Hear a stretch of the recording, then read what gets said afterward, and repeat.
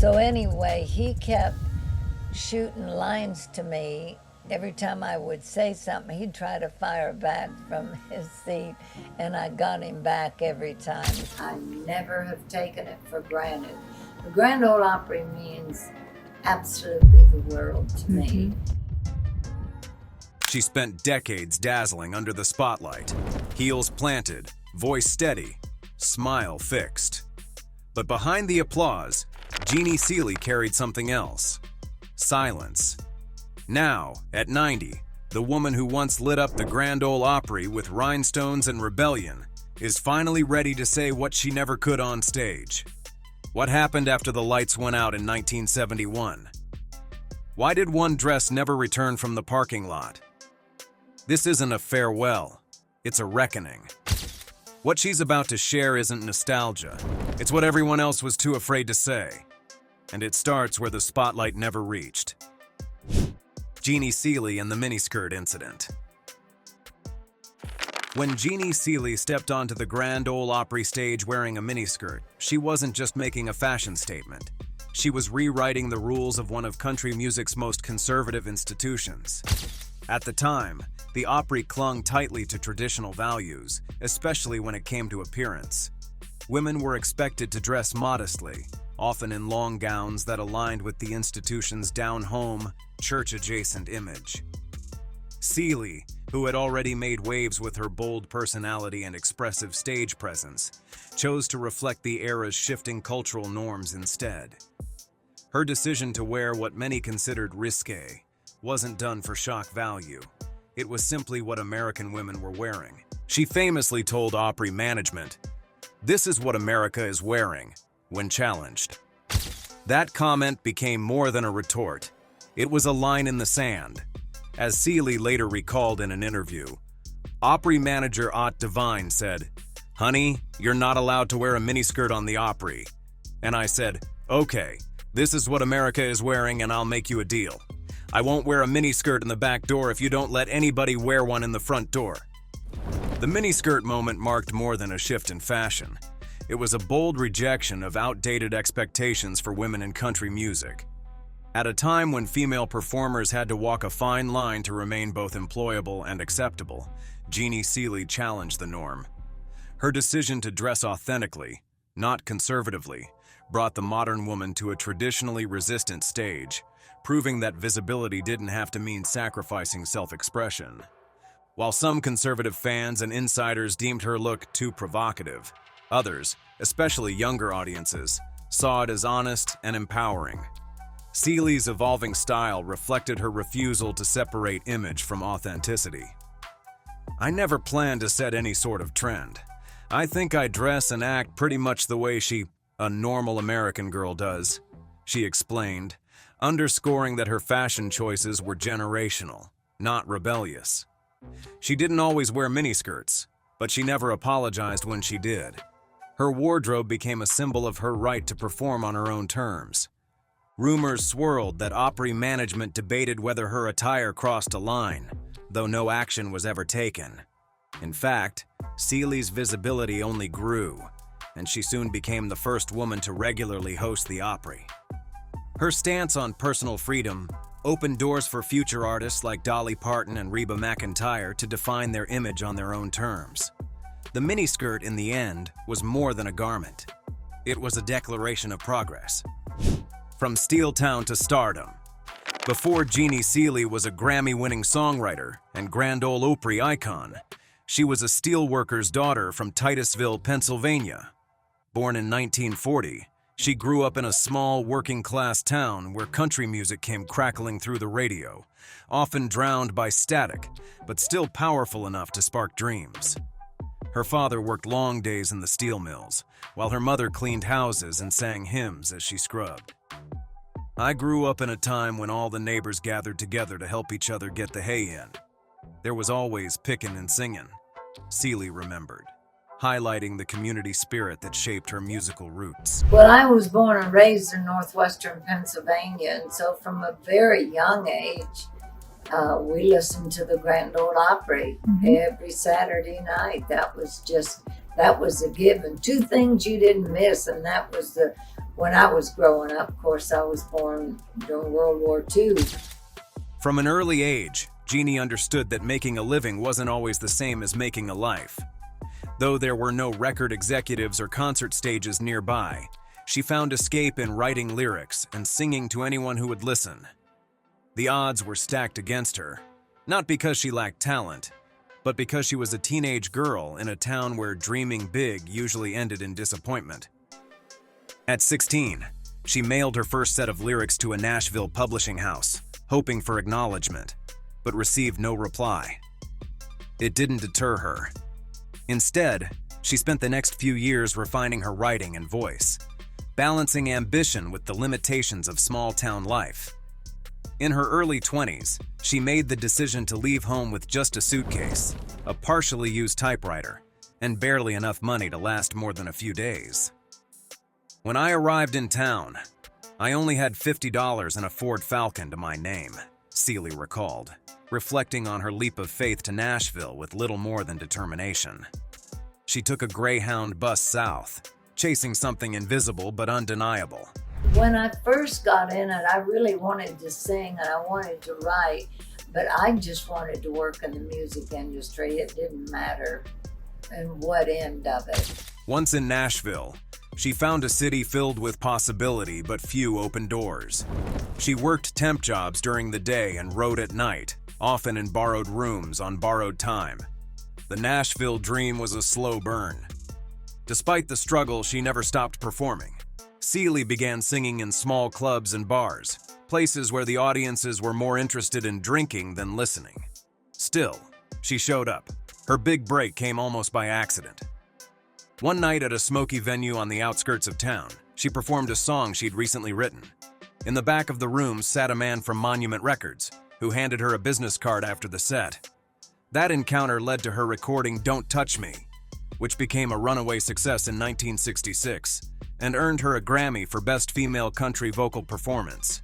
It was an improbable leap from barely making rent to hearing her voice on national radio, but it had been built on years of persistence and grit. What made her rise unique wasn't just the speed of her breakthrough, but the depth of her preparation. Seely had already written songs for other artists, including Dottie West, and was earning respect in Nashville's tightly knit songwriting community. She had paid her dues not only by singing, but by learning the business from the ground up. Her ability to craft lyrics that blended heartbreak, resilience, and wit set her apart from many of her peers. Even as a newcomer, she had a signature, an edge that came not from polish, but from raw experience. Her ascent didn't mean the challenges disappeared. Jeannie had to fight for airplay, fair contracts, and decent stage placements, especially as a woman in a male-dominated industry. But the Steeltown grit never left her. She brought it with her into every negotiation, every performance, and every recording session. Pushback on Seely's persona.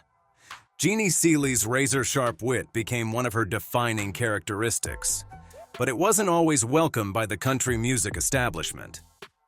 In the early years of her recording career, executives at her label reportedly cautioned her against cracking jokes or speaking too casually during performances and interviews. They wanted her to focus strictly on singing, believing humor might undermine her seriousness as an artist. At the time, the country music industry often preferred its female stars to be demure, soft-spoken, and reverent. Jeannie, on the other hand, had a quick tongue and a performer's instinct for reading a crowd. Rather than retreat, she would eventually learn to turn that instinct into an asset. During promotional tours and radio interviews, she couldn't help herself from throwing in clever one-liners or playful digs. It wasn't a calculated persona, it was just who she was. But behind closed doors, producers and handlers began advising her to tone it down. The concern wasn't just about Seely's image, it was about control. Humor gave her power over the room, something executives weren't used to seeing in female performers. They always used to tell me if I had a brain, I'd be dangerous. Well, I wonder if they know by now that I do. And I am, Seely once quipped, acknowledging how her intelligence and wit often clashed with expectations. For a brief time, she played along. She reined in her commentary, smiled politely, and stuck to the script. But it didn't last.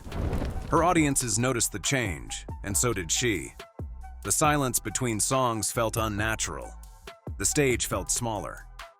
Eventually, Seely made the conscious decision to stop filtering herself for industry comfort. She began reintroducing jokes, ad-libs, and unscripted remarks into her live sets and interviews. She trusted that the audience, especially women, could handle a country artist who could sing about heartbreak 1 minute and deliver a biting punchline the next. Her brand of humor was often self-deprecating, observational, and infused with the wisdom of someone who had lived hard and paid attention. It's not about me at all. I'm out there to do whatever it's going to take to engage those people who bought a ticket. It wasn't about being disrespectful. It was about being real. I don't live to try and impress anybody. I never believed in living above my means, she said in an interview. Further proof that her unfiltered persona was no act, and that authenticity began to resonate, especially in an industry that often prioritized polish over personality. Rumors swirled at the time that one particular executive threatened to shelve her next single if she didn't act more ladylike in press appearances. Though never publicly confirmed, Seely alluded to such confrontations in later interviews, often with a sly smile.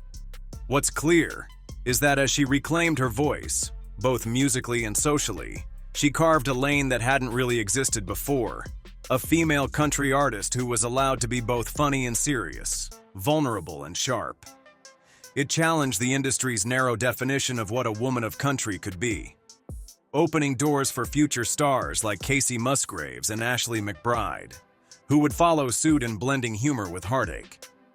In hindsight, Seely's commitment to authenticity may have cost her some early opportunities, but it also cemented her long-term credibility. She didn't conform to the mold, so she outlasted it.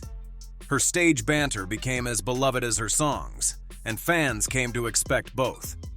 That balance of voice and personality, song and soul, would become her trademark. Jeannie Seely wasn't just there to sing. She was there to connect, and sometimes the shortest distance between two hearts is a well-timed joke. First woman to host the Grand Ole Opry. When Jeannie Seely became the first woman to regularly host segments of the Grand Ole Opry, it wasn't just a milestone for her career, it was a tectonic shift in country music tradition. Hosting the Opry wasn't simply a matter of reading names and introducing songs. It was a position of authority and respect, typically reserved for men since the show's inception. For decades, women could perform on the Opry stage, but they were seldom granted the microphone for anything beyond their scheduled songs. That changed with Seely. Her appointment to the host's mic signaled more than a personal victory. It challenged the Opry's long-standing gender hierarchy. Seely earned her hosting role the hard way. By the time she was given regular hosting duties, she had already proven herself as a formidable presence on the stage and in the studio. Her chart success, distinctive voice, and undeniable charisma made her a fixture at the Opry, but it was her tenacity that kept her there. Unlike many performers who accepted whatever time slot they were handed, Seely negotiated, advocated, and refused to disappear into the background. She was vocal about scheduling inequities, often questioning why women were consistently placed in earlier, lower-profile segments. I would go through and bring up the same points and always get told it was tradition or whatever, Seely recalled. I just knew there was a better way. Her visibility and her willingness to speak up made it increasingly difficult for the Opry to justify sidelining her. And it's never far from my mind that somewhere there's a little 12-year-old girl just like me that wants to be a part of the Opry. When she stepped behind the microphone as host, Seely brought her trademark mix of warmth, humor, and control to the position. Audiences responded immediately. Her style wasn't showy or dramatic, but it was undeniably confident. She knew how to keep the show moving, how to make guests feel at ease, and how to engage the crowd with a simple turn of phrase. Her presence elevated the role beyond routine announcements. It became part of the show's charm. And while she didn't make a public fuss about being the first, the symbolism wasn't lost on the women who came after her. In an industry where tradition often stood as a barrier, Seely's promotion became proof that change was possible, even at the Opry. There were backstage murmurs from traditionalists who reportedly questioned whether a woman should hold the hosting mic. Some suggested it was a temporary move, an experiment more than a new norm. But Seely's consistency silenced those doubts. Over time, she hosted with such ease and credibility that her presence became a staple, not an anomaly. She didn't merely fill a space, she redefined it. Her performance made it impossible to argue that women couldn't handle the responsibilities of leadership on stage. As she once said, "Somewhere there's a little girl listening who wants to be there as badly as I did," reminding audiences that her presence carried symbolic weight far beyond the microphone. And as the years passed, more women began stepping into similar roles, citing Seely's trailblazing moment as inspiration. Her legacy as the Opry's first female host is more than a bullet point in country music history. It's a reminder that barriers often fall not through revolutions, but through persistence. Jeannie Seely didn't demand the spotlight. She earned it and then reshaped it. By holding the mic night after night, she quietly rewrote the rules, leaving behind a stage that looked a little more open, a little more honest, and a lot more equal than the one she first stepped onto. Advocacy for artist rights. While Jeannie Seely is best known for her voice and stage presence, her influence behind the scenes as an advocate for artists' rights has been equally impactful. Throughout her career, she remained vocal about the challenges performers, especially women, faced in maintaining creative control, receiving fair treatment, and navigating an industry historically stacked against them. Her advocacy didn't take the form of public campaigns or headlines, but rather quiet, persistent work within the community, encouraging artists to understand their contracts, speak up in meetings, and demand to be treated as professionals, not just entertainers. Seely frequently spoke out about the scheduling politics of major venues like the Grand Ole Opry. She questioned why certain performers were always given primetime spots, while others, often women or older acts, were shuffled to less desirable segments. Rather than quietly accept what was given, she engaged with Opry management and producers, sometimes at personal cost.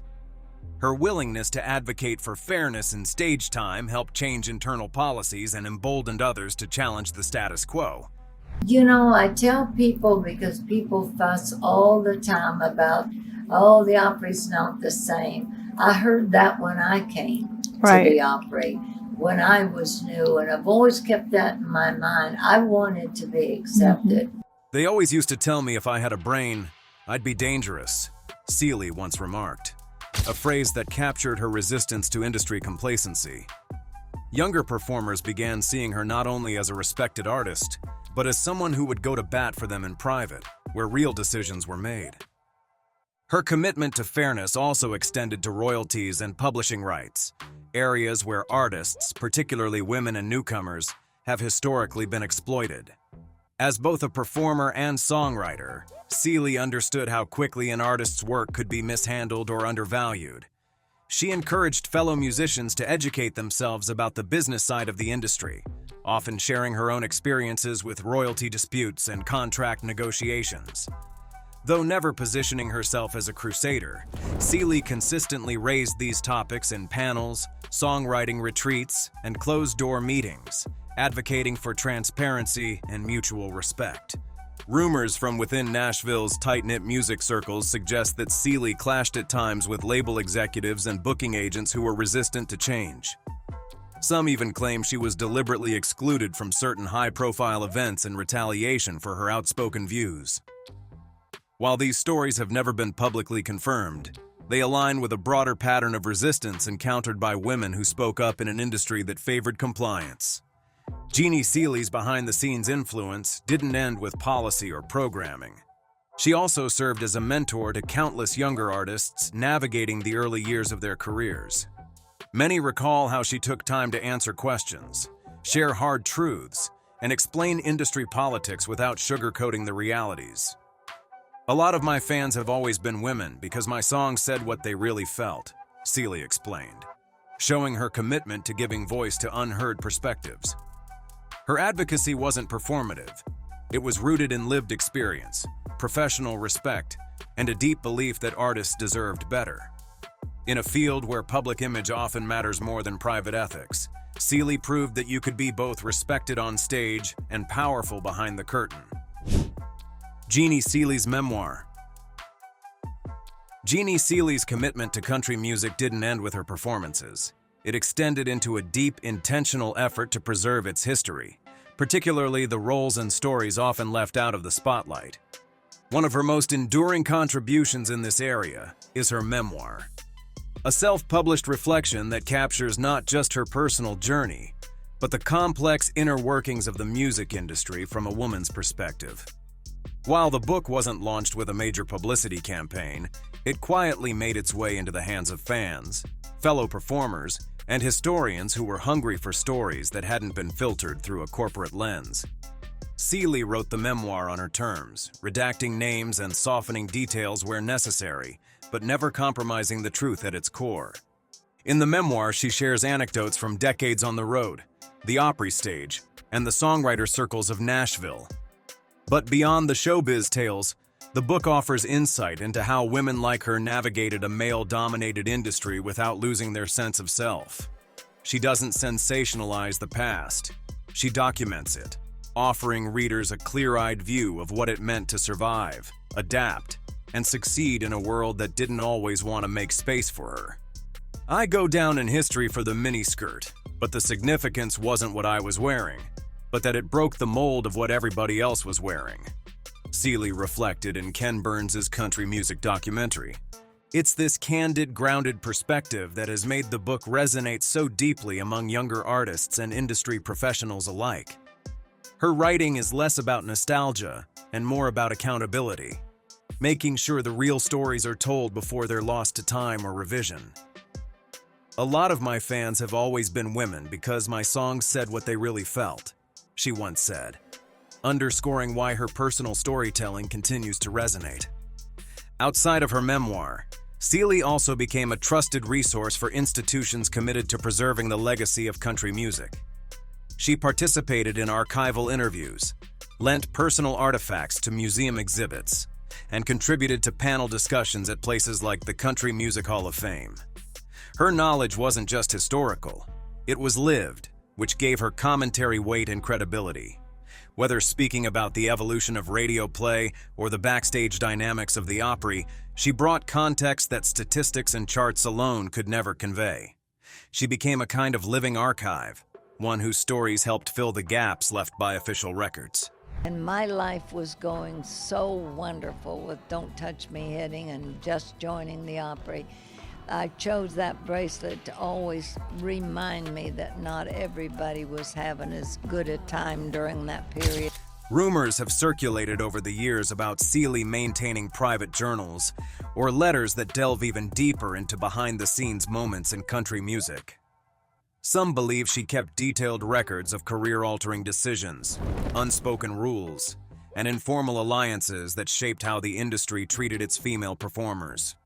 While these materials have never been publicly released, the notion of a hidden archive adds to the aura of Seely as not just a participant in history, but a guardian of it. Whether these personal documents will ever see the light of day remains unknown, but their possibility speaks to the role she played as both a storyteller and a silent record keeper. Through her writing and public contributions, Jeannie Seely ensured that her legacy would not be defined solely by chart positions or awards, but by the truths she preserved. In doing so, she empowered future generations to understand where the genre came from, who helped shape it, and what it really took to thrive in it. Her memoir and historical involvement are more than personal reflections. They are acts of cultural preservation, stitched together with the same authenticity that defined her entire career. Championing the next generation. In the latter half of her career, Jeannie Seely embraced a role that extended far beyond the spotlight. She became a quiet but powerful force for the next generation of country artists, especially women navigating an industry still marked by subtle barriers and unspoken expectations. While some artists faded into retirement or stuck to their own legacies, Seely made it a point to remain present, not just as a performer, but as a mentor. Younger artists frequently sought her out backstage at the Grand Ole Opry or during industry events, not just to shake her hand, but to ask questions, seek guidance, and hear how she had weathered decades in a notoriously fickle business. Seely never styled herself as a mentor in the traditional sense. There were no formal programs or publicized protégés. Instead, her guidance came in quiet conversations, shared dressing rooms, or late-night phone calls.